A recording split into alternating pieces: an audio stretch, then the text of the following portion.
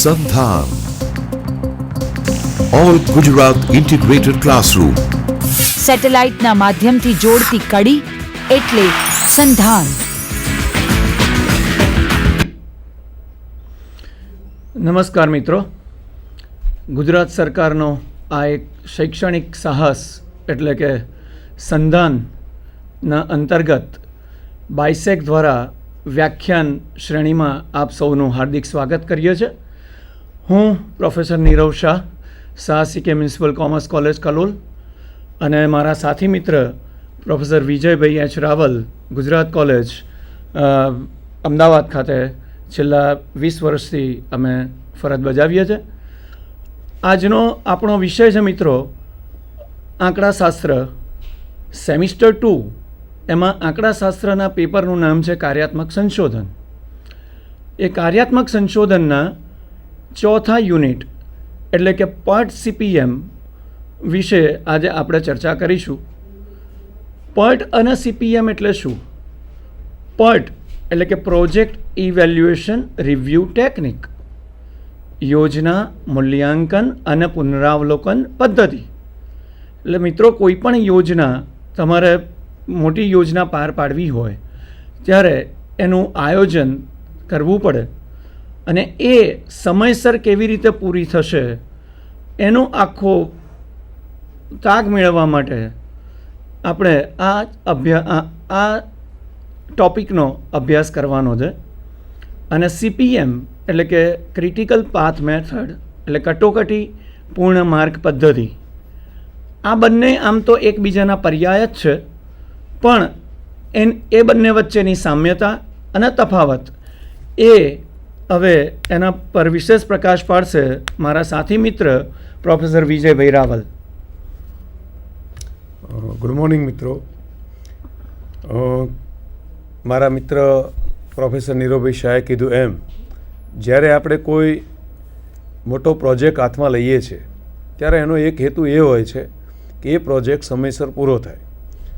એને સમયસર પૂરો થાય તો એની સાથે સંકળાયેલું ખર્ચ, સમય એ બધું પણ મિનિમાઇઝ કરી શકાય. સરવાળે આપણે એનાથી ટાઈમસર પ્રોજેક્ટ પૂરો થવાથી આપણને ઘણો બધો ફાયદો થતો હોય છે. એના માટેની જે વૈજ્ઞાનિક પદ્ધતિ છે એનું નામ છે પર્ટ CPM. મિત્રો, પર્ટ CPM બંને પદ્ધતિનો ઉદ્ભવ લગભગ સમયના એક જ ગાળામાં થયો. 1957ની સાલમાં CPM મેથડ ડેવલપ થઈ. એ અમેરિકાની ડુપોન્ટ કંપનીના 2 સાયન્ટિસ્ટો વોકર અને કેલીએ એને ડેવલપ કરી. નેક્સ્ટ યર 1958માં બીજા જ વર્ષે અમેરિકાના નૌકાદળના સાયન્ટિસ્ટોએ પર્ટ મેથડ ડેવલપ કરી. બંને મેથડ સમયના એક જ ગાળામાં ડેવલપ થઈ. બંને અલગ અલગ સ્વતંત્ર રીતે ડેવલપ થઈ, છતાં બંનેનો હેતુ એક જ હતો કે આપેલી યોજનાઓને કેવી રીતે અલગ અલગ ભાગમાં વહેંચીને દરેક ભાગને ટાઈમસર પૂરો કરી શકે તો સમગ્ર યોજના સમયસર પૂરી થાય અને સરવાળે ખર્ચ અને અન્ય બેનિફિટ લઈ શકાય. મિત્રો, આની આપણે એક વાત કરવા માટે પર્ટ અને CPM મેથડનો ઉપયોગ કરશું. પર્ટનું ફૂલ નામ આપણે જાણી લીધું કે પ્રોગ્રામ ઇવેલ્યુએશન રિવ્યૂ ટેકનિક, પર્ટ, અને CPMનો અર્થ થાય છે ક્રિટિકલ પાથ મેથડ.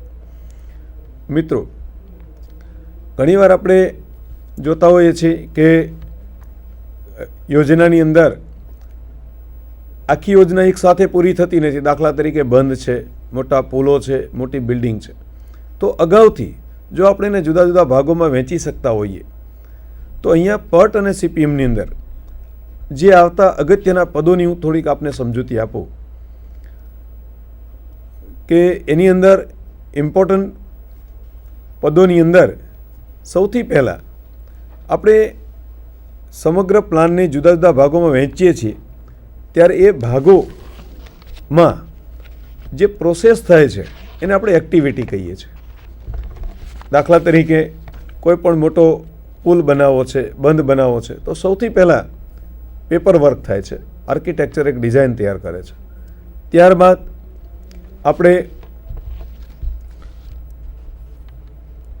આપણે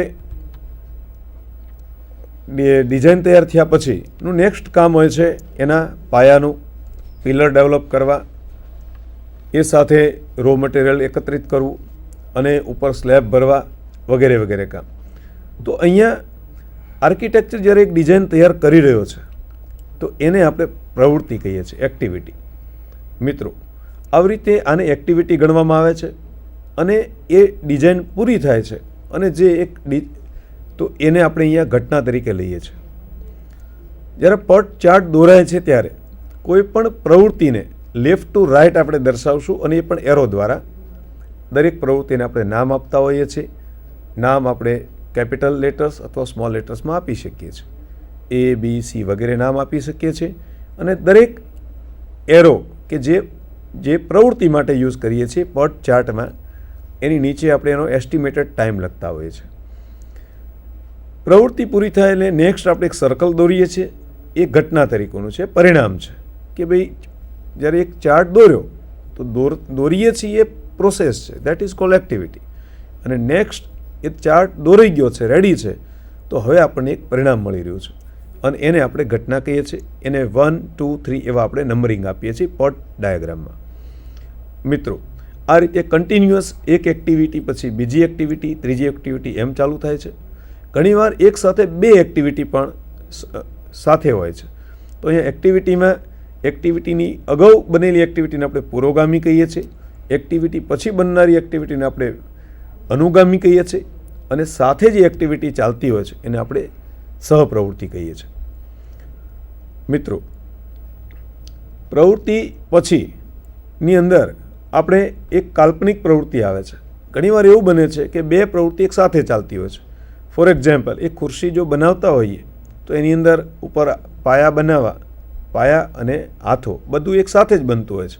તો આ બે સાથે થનારી પ્રવૃત્તિ છે, તેને આપણે સહપ્રવૃત્તિ કહી શકીએ. અને એ પૂરી થાય ત્યાર પછીનું નેક્સ્ટ ઉપર સીટ બેસાડવાનું કામ થતું હોય છે. તો બે પ્રવૃત્તિ જ્યારે સાથે થતી હોય અને એના પછી એક અનુગામી પ્રવૃત્તિ થવાની હોય ત્યારે પટ ચાર્ટમાં આપણે બંને પ્રવૃત્તિને જોડવા માટે એક સિમ્બોલનો ઉપયોગ કરીએ છીએ અને એ સિમ્બોલ એને આપણે ડમી એક્ટિવિટી, કાલ્પનિક પ્રવૃત્તિ તરીકે ગણીએ છીએ, જેને આપણે પટ ચાર્ટમાં ડોટેડ એરોથી આપણે દર્શાવીએ છીએ. અને એ કોઈ પ્રવૃત્તિ છે જ નહીં, એ માત્ર પટ ચાર્ટ કમ્પ્લીટ કરવા માટેનો જ સિમ્બોલ છે, માટે એનો ટાઈમિંગ પણ 0 લઈએ છીએ. મિત્રો, હવે પછીની ટોકમાં આપણે આગળ પટ CPMના શું લક્ષણો છે, પટ CPMના મર્યાદાઓ શું છે, એનો બંને વચ્ચે તફાવત શું છે, એ અંગેની વધારે વિગતો મારા મિત્ર પ્રોફેસર નીરવભાઈ શાહ પાસેથી મેળવી. Thank you. વિજયભાઈએ સમજાવ્યું એ એક ફરી વાર આપણે એનું પુનરાવર્તન કરી લઈએ મિત્રો, કે પટના મુખ્ય પદો પ્રવૃત્તિ, ઘટના અને કાલ્પનિક પ્રવૃત્તિ. પ્રવૃત્તિ એટલે શું? તમે કેમેરા પર જોઈ શકશો કે પ્રવૃત્તિ વિશે સમજાવેલું છે, ટેલિટોપ કેમેરામાં દેખાશે તમને, કે એક્ટિવિટી એટલે કે પ્રવૃત્તિ યોજના સાથે સંકળાયેલ કોઈ પણ કાર્યને પ્રવૃત્તિ કહેવાય છે. જેમ વિજયભાઈએ સમજાવ્યું કે તમે કોઈ ફર્નિચર માટે ખુરશી કે ટેબલ બનાવો છો, તો એ ખુરશી કે ટેબલ બનાવવા માટે પહેલાં તમે પાયા બનાવો, તો એ પાયા બનાવવાની તમે પ્રવૃત્તિ કરો છો. હવે આ પ્રવૃત્તિને પટ નકશામાં તીર, ડાબેથી જમણે તરફ જતા તીર વડે દર્શાવવામાં આવે છે અને તેની ઓળખ એટલે કે એ પ્રવૃત્તિને ABC વગેરે આલ્ફાબેટિક મૂળાક્ષરો દ્વારા દર્શાવાય છે અને એની નીચે એટલે કે તીરની ઉપર એ પ્રવૃત્તિનું નામ ABC અને તીરની નીચે એ પ્રવૃત્તિ માટેનો અપેક્ષિત સમય લખવામાં આવે છે. દાખલા તરીકે તમે સ્ક્રીન ઉપર જોઈ શકો છો કે પ્રવૃત્તિ તીર દ્વારા દર્શાવેલી છે એ, અને એની નીચે એનો સમય 5 એકમનો આપેલો છે. હવે આ પ્રવૃત્તિના 3 પ્રકારની વાત કરી: પુરોગામી પ્રવૃત્તિ, અનુગામી અને સહપ્રવૃત્તિ. પુરોગામી પ્રવૃત્તિ એટલે કોઈ પણ પ્રવૃત્તિ પહેલાં થતી પ્રવૃત્તિ. દાખલા તરીકે ખુરશીના ભાગો જોડવામાં આવે તો એ ભાગો જોડતા પહેલાં એના ભાગો બનાવવામાં આવે. તો આ ભાગો બનાવવા એ ભાગો જોડવા પહેલાંની પુરોગામી પ્રવૃત્તિ થઈ. ત્યારબાદ અનુગામી પ્રવૃત્તિ. તો અનુગામી પ્રવૃત્તિ એટલે કોઈ પણ પ્રવૃત્તિ પછીની પ્રવૃત્તિ એટલે અનુગામી પ્રવૃત્તિ. એટલે કે ખુરશીના ભાગો બનાવી દીધા એ પછી થતી ખુરશીના ભાગોને જોડવાની પ્રવૃત્તિ એ અનુગામી પ્રવૃત્તિ થઈ. અને સહપ્રવૃત્તિ અથવા સમાંતર પ્રવૃત્તિ પણ કહેવાય. હવે આ સહપ્રવૃત્તિ એટલે શું? તો ખુરશીના ભાગો બનાવવા એટલે કે ખુરશીના પાયા બનાવવા અને ખુરશીના હાથા બનાવવા. પાયા બનાવવાનું કામ એક વ્યક્તિ કરે, હાથા બનાવવાનું કામ બીજી વ્યક્તિ કરે. તો એ બંને પ્રવૃત્તિ એક સાથે ચાલતી હોય તો આને સહપ્રવૃત્તિ કહીશું. ત્યારબાદ ઘટના. આ ઘટના એટલે શું? તમે કેમેરા પર જોઈ શકો છો કે ઘટના એટલે પ્રવૃત્તિ પૂરી થતાં મળતા પરિણામને ઘટના કહેવાય છે. પ્રવૃત્તિ પૂરી થતાં મળતા પરિણામને ઘટના કહેવાય છે. આ ઘટનાને વર્તુળ દ્વારા દર્શાવવામાં આવે છે. એટલે કે તીર જ્યાં પૂરું થાય ત્યાં વર્તુળ લખવામાં આવે અને જ્યાં તીર શરૂ થાય ત્યાંથી પણ વર્તુળ બતાવવામાં આવે. તમે કોઈ પણ યોજનાની શરૂઆત કરો છો એમાં ક્યાંકથી તમે શરૂઆત કરો છો તો જ્યાંથી તમે શરૂઆત કરો છો એને આરંભિક ઘટના કહીશું. અને એટલે કોઈ પણ પર્ટ ચાર્ટની શરૂઆત એક વર્તુળથી થશે, આરંભિક ઘટના. અને ત્યાંથી શરૂ કરી અને કોઈક પ્રવૃત્તિ કરશો અને તમારી યોજના આગળ ચાલશે. હવે આ ઘટનામાં શરૂઆતની ઘટના એને આપણે નંબર આપીશું, એને આંકડાકીય સંકેતથી દર્શાવીશું. એટલે આરંભિક ઘટનાને આપણે 1 કહીશું. હવે યોજનાની શરૂઆત થાય, યોજનાની પહેલી પ્રવૃત્તિ થાય છે એટલે કોઈ એક ઘટના બીજી બને છે. એટલે વર્તુળથી તીર અને તીર જ્યાં પૂરું થાય ત્યાં બીજું સર્કલ આવે અને ત્યાં આગળ નંબર 2 લખાય. તો આપ કેમેરામાં અહીંયા જોઈ શકો છો. કાલ્પનિક પ્રવૃત્તિમાં જે નીચે બતાવેલું છે તમને કે નંબર 1 શરૂઆત થાય છે, ત્યાંથી એ પછી પ્રવૃત્તિ એ થાય છે અને ઘટના નંબર 2 બને છે. અને એવી જ રીતે એની સાથે ને સાથે જ પ્રવૃત્તિ બી પણ શરૂ થાય છે. એટલે અહીંયા આગળ એ અને બી એ બંને સહપ્રવૃત્તિઓ છે. એ અને બી બંને સહપ્રવૃત્તિ છે. અને 1, 2 અને 1, 3 એટલે કે 2 નંબરની અને 3 નંબરની એ ઘટના બને છે. હવે અહીંયા આગળ 1 નંબર એ આરંભિક ઘટના છે અને 3 નંબર એ અંતિમ ઘટના છે, ત્યાં આગળ યોજના પૂરી થાય છે. હવે કાલ્પનિક પ્રવૃત્તિ એટલે શું? તો કાલ્પનિક પ્રવૃત્તિ એટલે એવી પ્રવૃત્તિ કે જેને પૂર્ણ કરવામાં સમય અને સાધનોની બિલકુલ જરૂરિયાત ન હોય. મિત્રો, કેટલીક વાર એવું બને છે કે 2 સહપ્રવૃત્તિ એક સાથે થાય અને ત્યારબાદ એ પછી એ પ્રવૃત્તિ પૂરી થયા પછી જ કોઈ એક પ્રવૃત્તિ શરૂ થતી હોય ત્યારે યોજનાને એટલે કે પર્ટ ચાર્ટને પૂરો કરવા માટે આ 2 પ્રવૃત્તિઓને કોઈ એક પ્રવૃત્તિથી જોડવી પડે. એ પ્રવૃત્તિમાં કોઈ સમય લાગતો નથી, પણ આ યોજના પૂર્ણ કરવા માટે જ, નકશો પૂરો કરવા માટે આપણે આ પ્રવૃત્તિ બતાવીએ છીએ.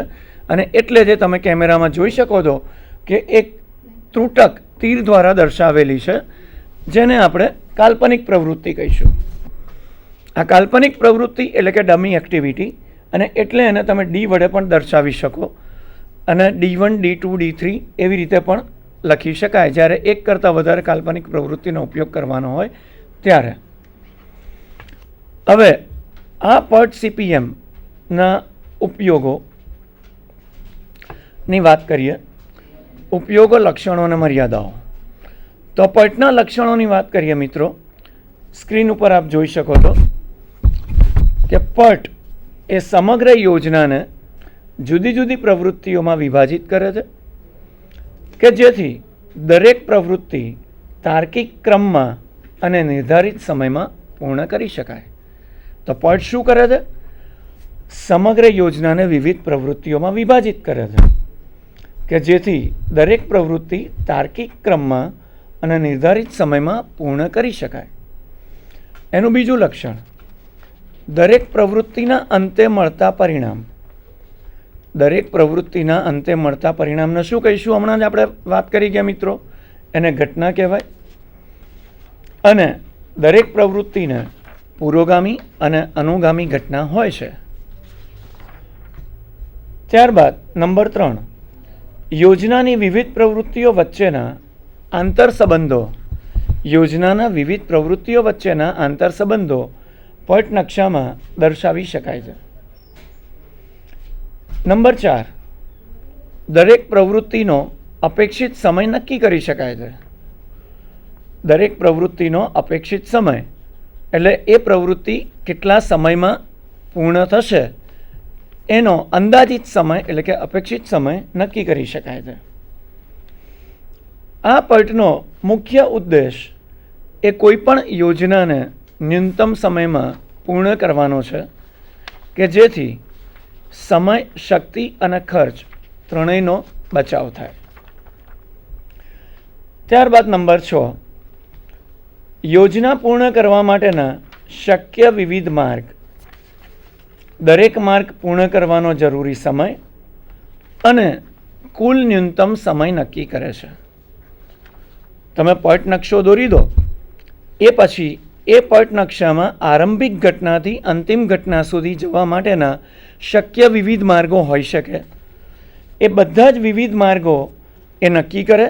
એ દરેક માર્ગ માટે થતો કુલ સમય અને એમાંથી ન્યૂનતમ સમયવાળો માર્ગ કયો કે જેને આપણે શું કહીએ છીએ?